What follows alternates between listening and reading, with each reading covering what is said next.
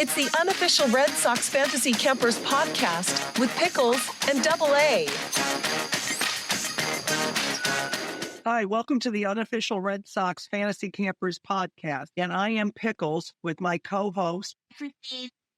Today's our guest, Christine Byrne. I've ruined it. Spoiler alert. So, see, now we've been friends since we were children. And I told her, 2 years ago, not even quite 2 years ago. We joked about it every year that it's been going on. But I said, let's do it this year. Because I had just finished a baseball vacation and I was baseball crazy and I was in Massachusetts. And Christine said, what? I said, when and where? And you were like, Fort Myers in January. I was like, I'm in. Well, how'd you even know about it? How'd you even know to ask her? Where did you find out the information? Well, we get those emails, because we're Red Sox fans. So we get emails and I would put it like on Facebook every year and I'd say, let's go play baseball. I don't know. We were like really baseball crazy when I was up there and I just came back from Cooperstown and, I saw that exhibit with the small exhibit of women playing baseball. I just got a bug in me and I was like, let's go. Oh, cool. So you guys hadn't played in years together, let alone... We went to different high schools, so we would play against each other. And she was a catcher and I was a pitcher. So, being on the same team was nice. Because you came down with the intent of playing together. You signed up. We wanted to be drafted together. Super accommodating about that. I know for a fact that there's a threesome camp that wants to be drafted together and you get together. I'm glad that they're super accommodating about that too. That was all. Yeah, so that was your rookie season that you played for Manny and Daniel Knob, and you took it all home, right? You were the champions. Yeah, dude, it was an amazing team. It was an amazing experience. So we kind of went in with the idea of maybe this is just a one. And that's okay. It was something we really wanted to do. And then we just had such a good time. And it was really a family and it was empowering. And we met so many wonderful women that at the end of it, we were like, we're going back.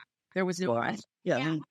I want to say the first day, Christine and I got back to the hotel and we're like, oh my God, we're going to sign up again next year. We were so enamored with the whole thing. The first day, we just were in a daze.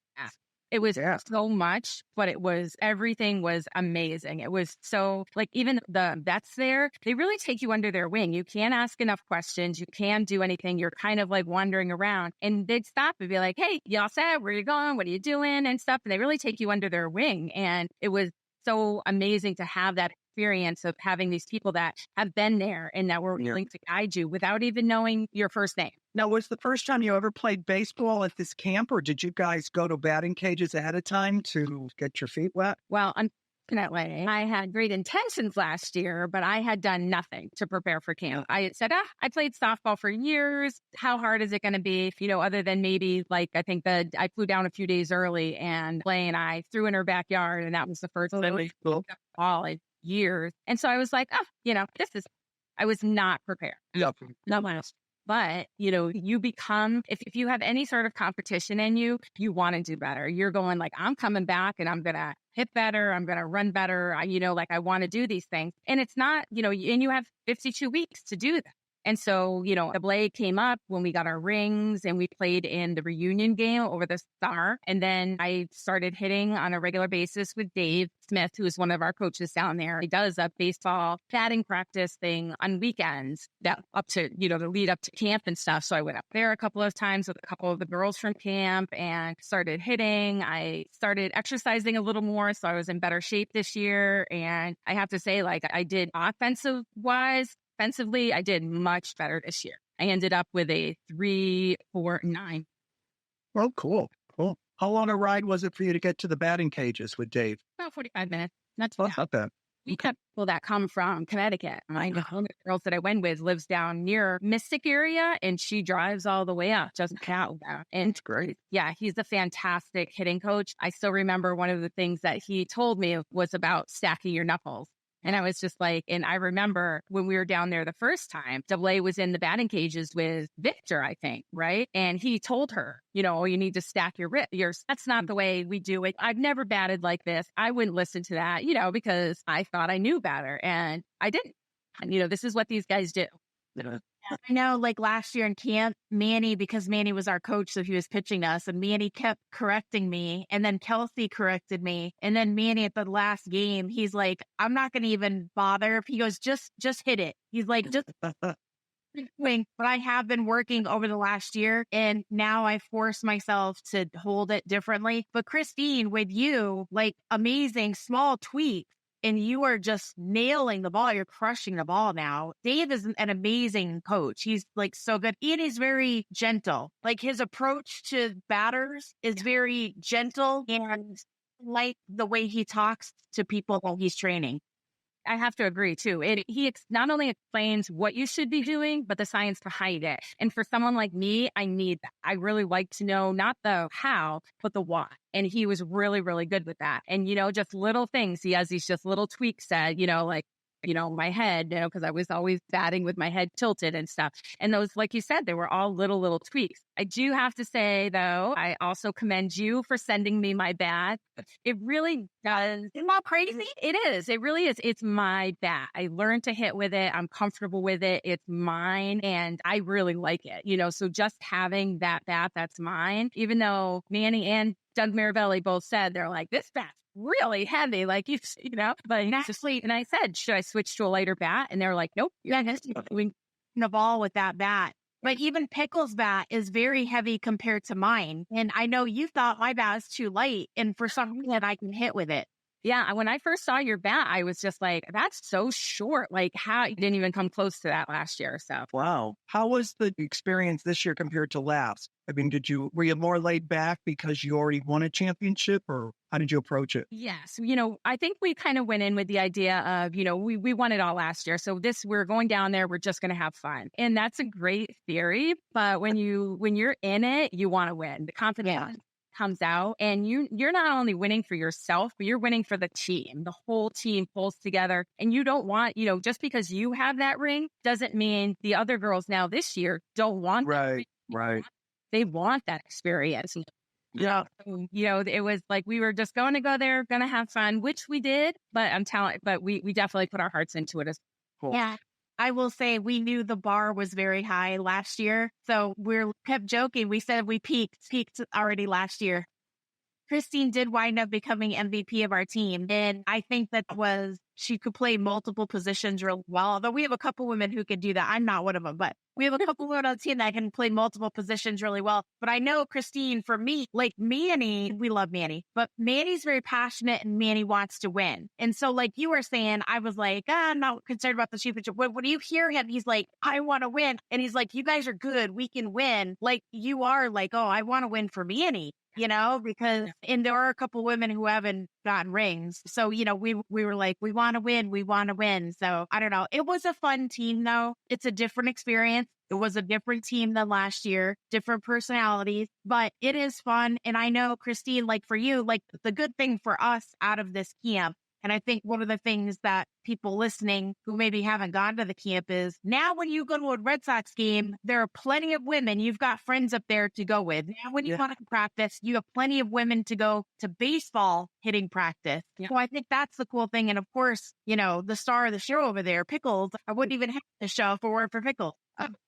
You get more than just 1 week out of the year. Like you get these relationships, and I don't know, that's what really makes it. Yeah, no, I absolutely agree. There was always things that would come up because obviously the Red Sox do a lot. I'm in Massachusetts, so it's easy for me to actually make it out there to go to the games. And what I loved was that there were women that would put these things out there. Like they had the Women's Day in April of last year, and they had the Red Sox jerseys that they gave us and stuff. That was the giveaway. And one of the ladies from camp put it all together. She got us. We all sat together. It was an entire big group of us that got to go there. And I don't have that ability, I don't in my normal life. My family, unfortunately, really doesn't follow baseball a lot. So, to be able to have these people where at any point I could reach out and be like, hey, you interested in going to a game? Yeah. Just even to be able to have that conversation, with them. And, when we're watching, I think there was several times, I'm watching a game, and in some of our Facebook groups and text groups, we're like, oh my God, did you see that? And you have conversations, and it's just, it's a family. It really is. You really get brought into these people's lives. You care about them. You want to see everyone succeed. And I think that's what's so amazing about this camp, because while it's competition and while you want to win, you're still rooting for every other woman out there. I know when we were watching the championship game, I mean, it was a different experience not being in it this year, but sitting there watching it, like we were all together. We were cheering on both teams. We were cheering on everything. And it was so much fun. It was just an absolute blast. And if you would have told me like, oh, well, if you're not in the championship, watching it's going to be fun, I would have been like, absolutely. Yeah. I do like watching it under the light. Yeah. Yes. That was amazing. I really hope they keep that, because that was an experience last year we didn't get. Right. And so it was really a lot of fun to be able to see it under the lights. And it was amazing. I was so happy for you guys, and congratulations. Thank you. This year. I know. Now, you guys went and played at the reunion game because you won your rings. Well, you went to the game the day before, and then you played at the reunion game the next day. So how do you rate that? The reunion game was fun. It was, because anybody can go. Anybody that's attended women's camp from any year can go. I will have to say it is expensive. I think it was $7 for us to play, but to be on the field, to see your name up in lights on the scoreboard being announced was incredible. Was it worth $700? The experience and all? Yes, I would say absolutely. Yeah. You can afford it. Do it at least once. Would I go back? I don't know. That remains to be seen. I'm not saying yes, but I'm not saying no either. Yeah, because I went 2 years ago, and I was just a rookie then, but I said I wouldn't go back unless I won, and now I won. So I got to do that trek back to Boston. We had connecting flights. It was a crazy way to get up there, but I will go back and I will play. Out, I know, just throwing it out there. There are flights on JetBlue from Worcester that fly into Worcester. So even if that's an option, Worcester's only probably about an hour. There you go. 20 and stuff. So, We'll have to check out the Verb Hotel, right? Was that the one you guys were at? The Verb? We loved the Verb. It was awesome. That was a lot of fun. It was so quirky too. It was with the record players and everything else. It was amazing. And being so close to the field was Yeah, and because Christine and I got there and we're like, oh my God, it's going to be so loud. Everyone's going to be so crazy. But they were even the opposite team. So we were the Astros the week that we were there. We're playing the Astros. But the Red Sox fans were there and the Astros fans, everyone got along. It was super quiet. We would get in the room and like 10 o'clock at night, it was quiet. Well, yeah, it was a lot of fun. Everybody in the hotel was nice. The employees were great. I would absolutely go back there. Plus, my car, they put my car right in the front. They did, yeah. Oh, that's right. That's right. I tell you that no one can drive it because it's a standard. Oh, yes. That's hotel on my trip up there that they parked it right in front because no one knew how to drive a standard. I just thought that was funny. Isn't that crazy? Nobody knows how to wow. Yeah. But that was right next to Fenway. So you guys went to the game, stayed overnight, got up the next morning, and went over to Fenway and played. So that was not hard at all then, because if we stayed at the Mary, I think we were walking, 6 miles or something crazy. We looked on a map because I was like, I'm going to be dead from running. So there's no way we can have a hotel unless we Uber, because we did use Uber when we were up there a couple times. But we looked at the reviews for that hotel and we're like, even though it was a little more money than I want to spend because I'm cheap, but it was worth it. Yeah. Christine, we said we'd go back, right? We would go back there again. Yeah, we loved it. Yeah. The only thing is you never know when this reunion game's going to happen. So you can't. Yeah. And that's why I'm so thankful everything happened last year, because last year I switched jobs and now I work for the Eastern States Exposition. And, our fair runs the, 17 days in September. And sometimes we spill over a couple days. God, yeah, I didn't even think about that. Oh, I didn't even think about that. And so what is your new career? You're talking about the Big E? What's the real name? The Eastern States what? Eastern States Exposition. So it's 17 fair. It's a 17-day fair. Agricultural is where our specialty is. And we're actually the 4th largest fair in the entire country. Wow. I mean, does that take you all year to get it together for September? Surprisingly not. We actually host different events on our grounds. So really? This weekend, the 50th anniversary of the Poultry Congress there. Wait a minute. Of the what Congress? So we have the chicken. Geez, I don't know why I didn't know about that until now. That seems right up my alley.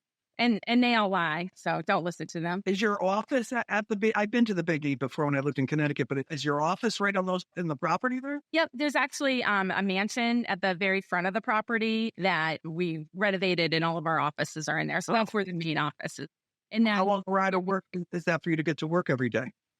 45 minutes. Or something? Everywhere goes 45 minutes. Oh, I am 45 minutes away and I'm the CFO. So I'm really kind of expected to be there pretty much, from open to close. Because of that, they actually put me up in a hotel close oh, cool. be a couple miles away. And it just makes commuting.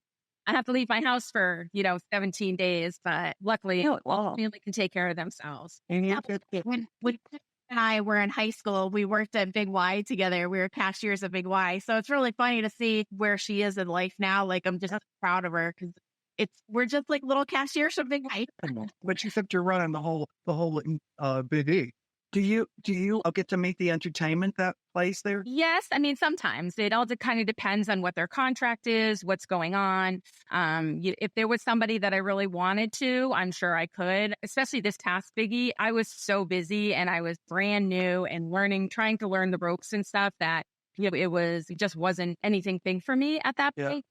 But again, a lot of these, a lot of the contracts that they have that they sign, they're specifics, yes or no. They don't have them, some don't. And, if they don't, I'm not going to push my way through to be like, I want to meet them. I want to meet them. There's a level of respect that, as the venue, we have to have for these. But you are the top dog, so you probably can just mosey on over and meet somebody. I can't think of who was great. I'm like, nobody's going to. I hold the checkbook. Yeah, right. You're going to pay these people. And better.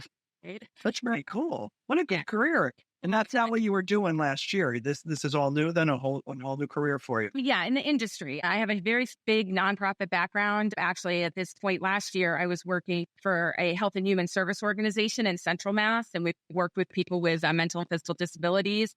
And that was extremely rewarding and a great job. But this one for the Big E kind of popped up, and it was definitely a different area. It's a level of nonprofit that I haven't been in. It's a $27 million organization, so much bigger than what I have in my portfolio. So I was ready for the challenge. And wow, that's great. But I do want to mention one thing, and I know Michelle Byrne will roll her eyes because you obviously have a master's degree and you've been an accountant for a long time and you have a lot of experience. But can you just briefly talk about the sisterhood and how good of a network that this group is? Yes, it's so amazing. There's girls that come up that we hit together, that we go to games together. And one of the things that, because I live in Massachusetts, one of the big issues that a lot of the homeowners are dealing with, especially in my area, is there's a crumbling foundation.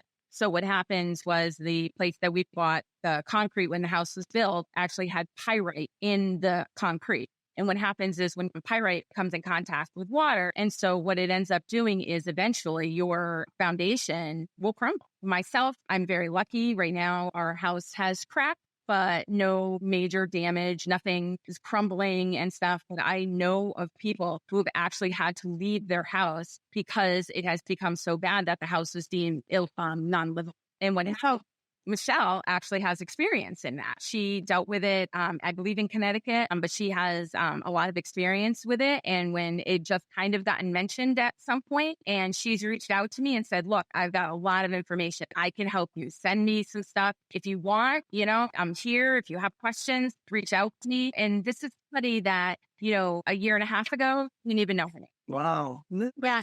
No, I actually meant you had a mutual contact through the Big E. Oh, that's right. Yes. So when I applied to the Big E, they were actually going through a third-party vendor to do all of the initial interviews and stuff. And when I got there, you personality tests and all of those hoops to jump to because it's a C-level job. So we went, I took them and they went back and we were talking about like my results. And one of the things that came up is that I'm not competitive. And I was just like, really? I find that very odd because I said I'm super competitive. And I started explaining about the camp that we had just come back from and, how much the competition was and everything and how much I loved it and champions and everything. And so I said, I really find it interesting that my personality test came back that way. And one of the guys that was interviewing me said, do you happen to know Michelle Byrne? And I was like, actually, I do. This is, it was great. I met her at camp. She's really nice. I said, what? Do you know her? And he was like, yeah, I actually used to work with her at a previous job. And I was like, oh, yeah. I said, Michelle is so nice. We got along so good and stuff. And I said, but next time you see her, ask her about the girl who got her out sliding into home.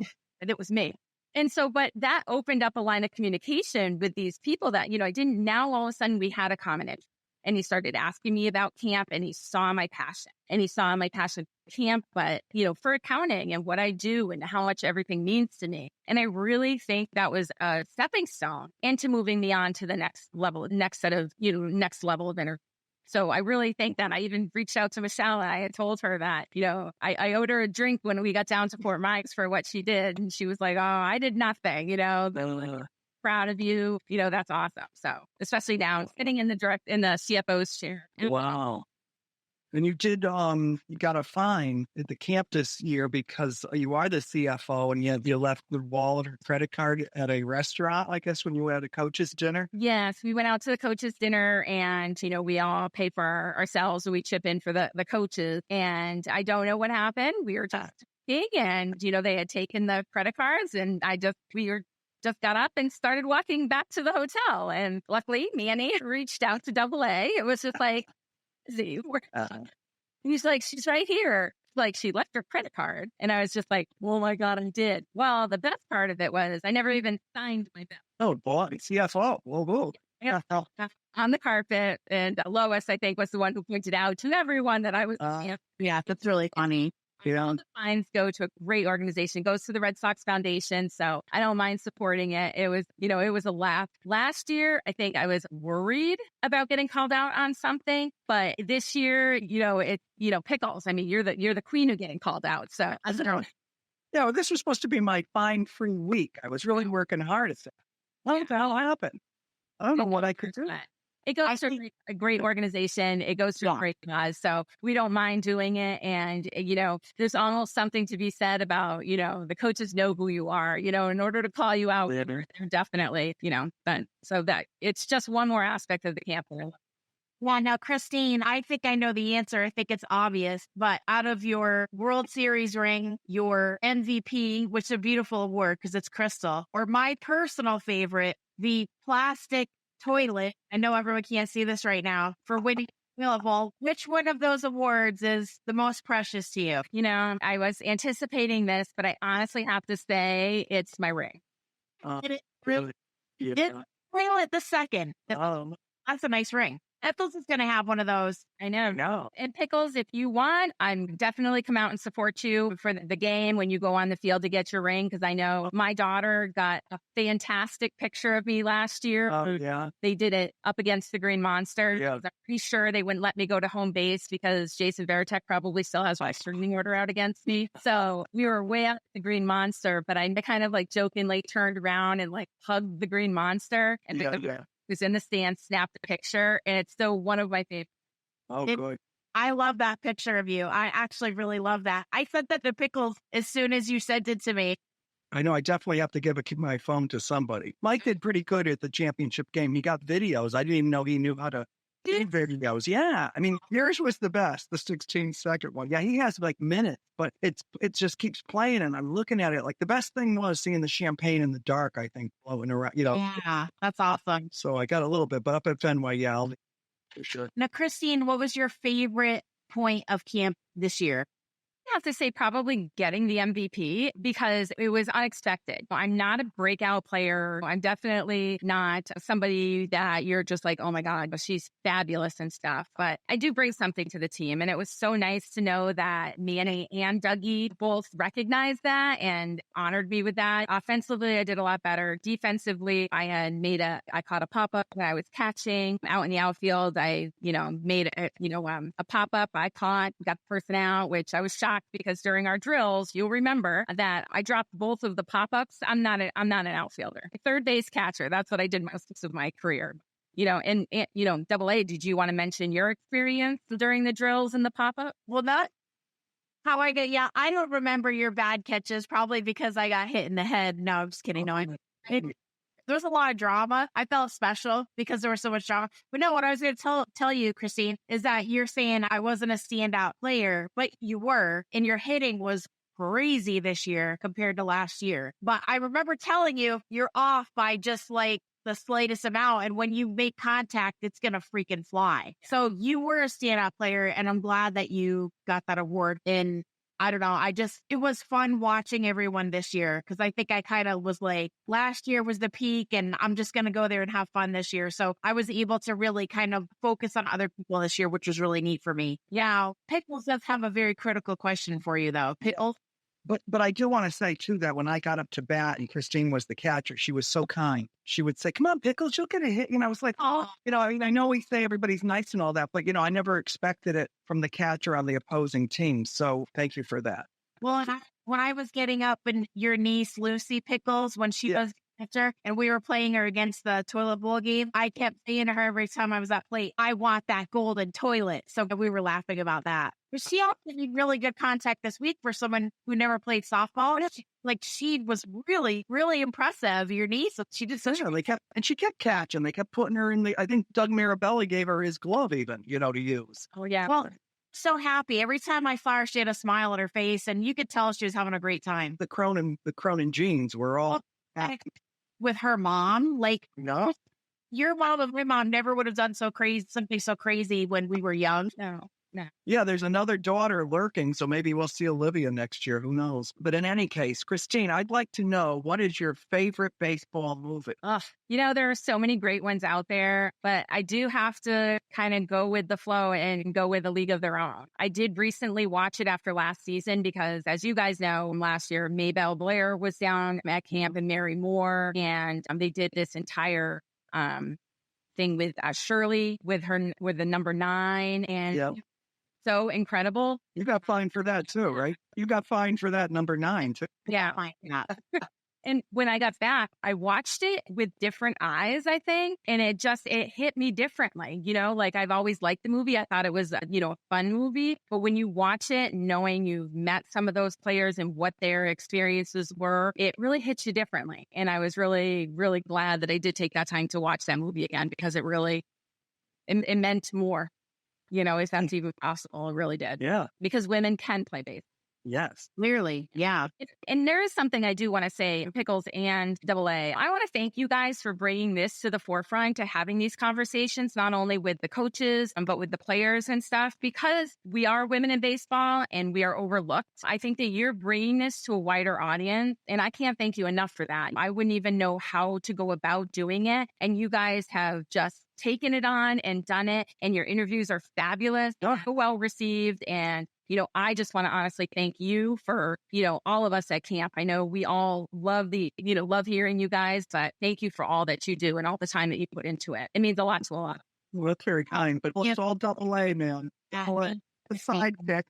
Yeah, she just tells me where and when, and I just show up, and we just ad lib. I'm surprised at the feedback we're getting because we're kind of like, well, we're doing this for 70 people and we'll see how it goes, but people do like the interview. So that's good. Yeah. And I think it also exposes people who are thinking I can't do this, I'm not ready to do this. My first year was when I turned 50 years old last year. And I just, this year of me, this is my year. I'm going to do it. I'm going to make it a year of me because I've done the work, the family life and everything else. And that all means so much to me, but I wanted to do something for myself. So, that's a really nice sentiment. And I just wanted to correct when I said I went to school with Christine, she was actually my babysitter. Okay. So I look 40. So that's true. That's true. You do. But if you are thinking, if anybody has any kind of thoughts or something like that, please join the Facebook group. There's a Facebook group out there. It's the Red Sox Women's Fantasy Camp. There is a Camp Hangout one as well. And there's always women on there who are talking, that are promoting things. So if this is something that, you're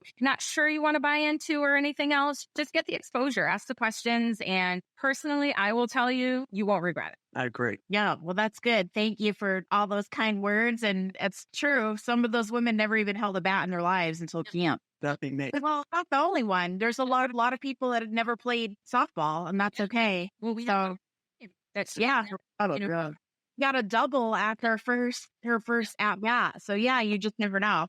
You never know. Well, it's good. All right. Well, thank you, Christine. We're going to be wrapping up now. Pickles, you want to take us out? Oh, sure. Yes. This is the unofficial Red Sox Fantasy Campers podcast hosted by AA and Pickles. And we thank Christine for being our guest today.